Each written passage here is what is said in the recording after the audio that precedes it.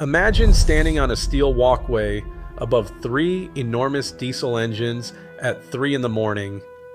The ship you are on is ramming pack ice at a walking pace. Every strike sends a shudder up through the deck plates and into your boots. Outside, the wind chill is somewhere south of -40, but inside the engine spaces, it is over 30 degrees Celsius, humid, and loud enough that you feel it in your ribs. Somebody has to keep it exactly that way, because if that engine room cools even 15 degrees for long enough, the fuel turns to wax, the lube oil thickens toward useless, and the whole ship goes silent. And 1,000 miles from the nearest real port, silent is very bad. So how does one engineer keep an icebreaker running at -40? That is exactly what we are going to find out today. Hi, my name is Jack, and this is Life at Sea, the channel where we go inside the lives of the people who live and work at sea. Now, before we get into this, I want to be clear about something. We are not talking about Russia's nuclear icebreakers today. We are not talking about the expedition cruise ships that dip a Polar Class 6 hull into the Arctic in July with a lot of down jackets and a lot of camera lenses. We are talking about the working, heavy icebreakers. Ships like the USCGC Polar Star pounding down to McMurdo Sound for Operation Deep Freeze, the CCGS Louis S. St. Laurent running the Canadian Arctic between June and November, and the Finnish icebreaker Polaris keeping the Bay of Bothnia open in February. That is the world we are inside of today. So let us paint a picture of what the engineer actually walks into at 3 in the morning. The air temperature on deck is -40. The seawater is at -1.8 degrees Celsius, which is roughly the freezing point of salt water, and it is pressing against every fuel and ballast tank that sits along the hull. The ship is ramming 6-foot pack ice at 3 knots continuous, or backing up and ramming again in a slow, punishing rhythm to punch through pressure ridges that can be 20 feet thick and worse. The Polar Star is designed for exactly this. She can push through 6 feet of ice at 3 knots without stopping, and she can ram her way through ice more than 20 feet thick by driving forward, retreating, and striking again. Every one of those strikes transmits a shock load up through the whole vessel. Now think about everything on that ship that just does not want to work in these conditions. Diesel fuel wants to turn into wax. Every diesel fuel has a cloud point, which is the temperature at which paraffin wax crystals start falling out of solution, and untreated number 2 diesel starts clouding at around -12 degrees. Number 1 diesel gets you closer to -29, but it carries less energy and costs more. Marine lube oil is designed to operate warm in the range of 40 to 45 degrees, and it thickens toward useless as it cools. Hydraulic fluid does the same thing. The fresh water in the fire main wants to freeze solid in any exposed run of pipe. The fresh water for the crew wants to freeze in every service line that touches an outside bulkhead. Even the sewage lines want to freeze if the flow ever stops. On top of that, the demand on the machinery is enormous. The Louis S. St. Laurent burns around 40,000 liters of fuel a day in normal transit, and that can double in heavy ice. Her engineers manage a fuel load of up to 3.6 million liters. The engine room is running at or near full load for weeks at a stretch, and any veteran chief engineer who has done a full polar deployment will tell you the same thing. The machinery is not the fragile part, the margins are. And then there is distance. McMurdo Sound, where Polar Star delivers the annual resupply, is more than 1,000 nautical miles from the nearest real dry dock. A Beaufort Sea Community resupply run can put a Canadian Coast Guard icebreaker a week from anywhere with a machine shop bigger than her own. If something breaks, the engineering department fixes it in the water with what is on the ship, or it does not get fixed. That is not a theoretical risk. In January of 2018, on Polar Star's Antarctic run, a propeller shaft seal ruptured and started letting seawater into the engine room at around 20 gallons per minute. The crew improvised a repair over about 30 hours that in dry dock would have taken weeks. The ship limped into harbor. When they finally got there, the chief engineer went to bed and slept for 18 hours straight. That is the reality of the job. So, let us start with the fuel itself. On a truck at a fuel stop, cold weather diesel is handled with an anti-gel additive at the pump and a swap of the fuel filter in a driveway. On a heavy icebreaker, the whole fuel path is engineered around the problem from the tank outward. The bunkers themselves have internal heating coils that circulate warm water or thermal oil to keep the fuel above its cloud point at rest. Every fuel line running anywhere near the hull is electrically heat traced, which means a heating cable is wrapped along the pipe under the insulation, warm all the time. Fuel is drawn from the tanks through preheaters into a heated day tank, then through fuel oil booster pumps that raise it to the exact viscosity the injectors are designed for. The engineer's job is to hold that entire chain inside a narrow temperature band. Hot enough that the fuel flows and gives up its energy properly, not so hot that it loses viscosity and stops lubricating the fuel pumps themselves. And here is where the operators diverge. The Finnish icebreaker Polaris runs on dual fuel, either liquefied natural gas or low sulfur marine diesel on a set of Wärtsilä engines. Because LNG is already a cryogenic liquid, the cold weather problem for that fuel is inverted. Meanwhile, the American and Canadian heavy icebreakers still run distillate. Same problem, different engineering answer. Most veteran polar engineers will tell you the fuel plant is where you win or lose the whole deployment. Honestly, when it is working well, it is quietly clever engineering. The next thing worth understanding is the engine room itself and why the engineer runs it hot on purpose. The engine spaces on a working icebreaker sit somewhere between 30 and 35 degrees Celsius, and that is not for the crew. That is for the machinery. The jacket water systems, the coolant loops running through the diesel engines, are held at operating temperature, typically around 80 degrees, whether the engine is under full load or just idling. Lube oil is warmed by dedicated heaters. When a main engine is shut down for maintenance, it is never actually cold. An auxiliary system keeps it warm so that when the engineer brings it back online, he can take it up to full load without shocking the metal. The scale of these plants is what makes it real. The Louis S. Saint Laurent has 5 main diesel engines rated at 8,000 horsepower each, arranged so 3 of them can push her to 18 knots in open water, and all 5 can be brought online for pack ice. The Polar Star combines 6 Alco diesels with 3 Pratt and Whitney gas turbines for a total of 75,000 shaft horsepower. Any old chief engineer on a Canadian Coast Guard icebreaker knows this. The job is not making a cold engine hot.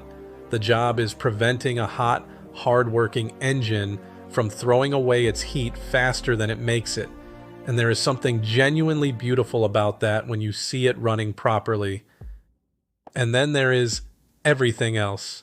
Beyond propulsion, the ship has fire mains, freshwater systems, hydraulic circuits for deck machinery and steering gear, ballast piping, and sewage. The International Maritime Organization Polar Code lays out a specific requirement here. It defines a polar service temperature, which is set 10 degrees Celsius below the mean daily low of the operating area.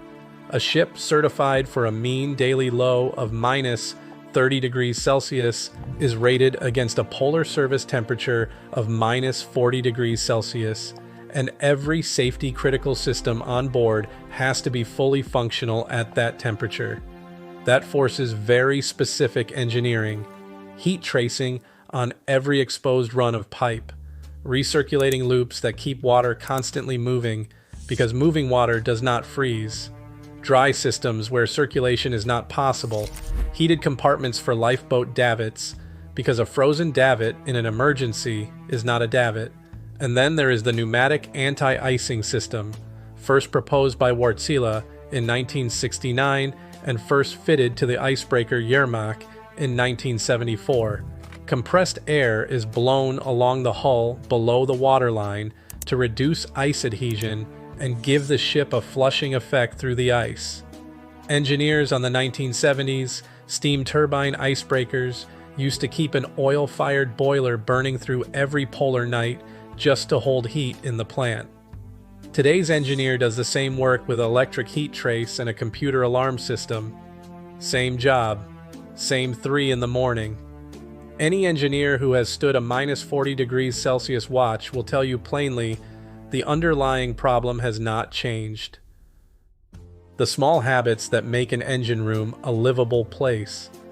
The battered thermos flask that goes on every round, because the ship's coffee is essential and a full machinery space walk takes upward of an hour. The engine room logbook, filled by hand at every watch and signed by the engineer on duty, countersigned later by the chief engineer and the captain. Main engine revolutions, jacket water temperatures, lube oil pressures, fuel temperatures, tank soundings, running hours, and any anomaly you noticed on your walk. Every gauge in the space is checked and its value written down. Every watch, every day. There's a machine shop on the Louis S. Saint Laurent that still has its original lathe from the 1960s, the ship's own lathe, and engineers who have served on her all know it. There is a hydraulics workshop, an electronics workshop, and a welding room, and there are photographs taped to the bulkheads that go back decades because you cannot easily throw out a picture that has been on the wall since before you joined. Hearing protection worn on a lanyard around the neck, put on and pulled off 10 times per round. The dead simple habit of stopping in front of every single gauge, actually looking at it, and only then moving on, not glancing on the way past. The watch handover ritual matters more than almost anything. The incoming engineer and the outgoing engineer walk every station together, gauge by gauge, pointing at each one and saying the number out loud and then signing the book. Special orders from the chief engineer get read out, tank levels get confirmed, anything odd gets flagged. Only then does the outgoing engineer leave the space. And the specific thing about icebreaker work, the thing that only reveals itself once you have been down there for a few days, is that you feel the ICE through your boots. The rumble of the ramming rises up through the deck plates half a second before you hear it in your inner ear, and every engineer eventually learns to time their steps to the pauses between rams. Honestly, the rhythm of a well-run engine room is its own kind of beautiful. The cabin arrangement helps too. Engineers' cabins on most working icebreakers are placed above or near the engine spaces, so the low, continuous rumble that would keep any normal person awake becomes the exact sound they cannot fall asleep without. And every engineer keeps a heavy coat, a hat, and gloves on a specific hook near a specific door, because most of his working day is in a t-shirt in a hot room, but the walk from the engine spaces up to the bridge runs through corridors that are cold enough to remind you what ship you are on. Now, look. This would not be a Life at Sea video if we were not straight with you about both sides. So, let us be honest, fatigue is the first thing. Icebreaker engineering watches are typically some variation on 4 hours on and 8 hours off, which assumes routine transit. In pack ice, the engine room is manned continuously and engineers get called back for issues around the clock. Sleep quality is poor because the whole ship shudders with every ram, and there is not a moment during operations when nothing is happening. Family separation is the second thing. The Polar Star sails once a year to Antarctica and can be away for months at a time. The Louis S. Saint Laurent runs a full Arctic season from June through November. The Finnish icebreakers work the Baltic through most of the winter. Satellite communications exist, but they are limited, expensive, and often shared bandwidth across the whole crew. Mental health is the third, and this is where the honest conversation has to happen. Seafarer isolation is well documented, and recent Seafarers Happiness Index reporting shows around 40% of crew members reporting they feel isolated or emotionally fatigued during their contracts. Icebreaker engineers sit at the sharper end of that curve because the deployments are long, the ports are few, and responsibility concentrates onto very few people. Anyone who has done a full hitch on a heavy icebreaker will tell you plainly it costs something. The physical toll is real too. Decades of engine room work do measurable damage to hearing, even with protection. The vibration of a hull under continuous ramming is harder on the body than the ride on any container ship. Back problems, sleep debt, joint injuries, that is the price. And then there is the specific weight of running an aging fleet. The Polar Star turned 50 years old in commissioned service in 2026, and she has spent much of the last 5 years in and out of a service life extension program at Mare Island Dry Dock in California, with the final phase alone taking 175 days and running around $12.7 million. The Louis S. Saint Laurent was launched in 1966 and has been life extended more than once, which is genuinely serious work, and I have a lot of respect for the people who do it. The engineer on these ships is not running a smooth new plant. He is keeping a half-century-old cathedral of machinery alive with cannibalized parts and a tremendous amount of personal knowledge, most of which has never been written down anywhere. That is real weight to carry. So where is all of this actually going next? Modernization is finally arriving.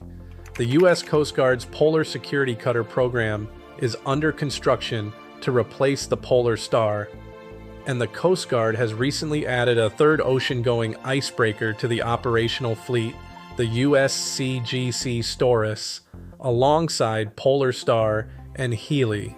Canada is building CCGS Arpituk at Seaspan in Vancouver, designed to withstand temperatures down to minus 50 degrees Celsius, with hull steel up to 60 millimeters thick at the bow, a length of 150 meters, a range of roughly 55,000 kilometers, and accommodation for up to 100 crew. That ship will be capable of year-round Arctic operations, replacing the current June to November window. Finland's Polaris is already the environmental template in service, running dual fuel engines, 3 Azipod propulsion units, and a Polar Class 4 hull designed by Aker Arctic. Automation is coming too, in the form of unattended machinery space certifications, where alarm systems partly replace continuous manned watchkeeping. But even with automation, the engineer's job does not disappear. It concentrates. Fewer people, more responsibility, more system knowledge required per head. And here is a comparison worth pausing on. The Finnish approach, escort icebreaking in a relatively contained sea area with regular return to Helsinki, produces a very different engineer's career than the American or Canadian model of long polar deployments with weeks between real ports. Same skill set, very different life. And that is a genuinely interesting evolution to watch. The bigger picture is this: Climate change and thinner Arctic ice paradoxically mean more icebreaker demand, not less, because more shipping is transiting seasonally through waters that need icebreaker support. Ask any experienced polar engineer, and they will tell you the next 20 years will be busier than the last 40. So here's the takeaway. The engineer is the one person aboard a working icebreaker whose entire job is to prevent the invisible catastrophe. Everyone else's work, the ice navigation, the resupply run, the search and rescue standby, the scientific mission, happens because his does. And when you go back to the image we started with, the ship pounding through pack ice at 3 in the morning at minus 40 degrees Celsius, the important thing to understand is that the ship is not powerful because the steel is thick or because the engines are big. The ship is powerful because there is somebody right now walking through the engine spaces with a torch and a thermos, checking that a heated fuel line has not slipped below minus 12 degrees Celsius. That is the actual job. If you enjoyed this video, make sure you subscribe to Life at Sea for a lot more content just like this. And if you have ever worked in an engine room, done a polar deployment, or known somebody who did, drop it in the comments below. I would genuinely love to hear it. Thanks for watching.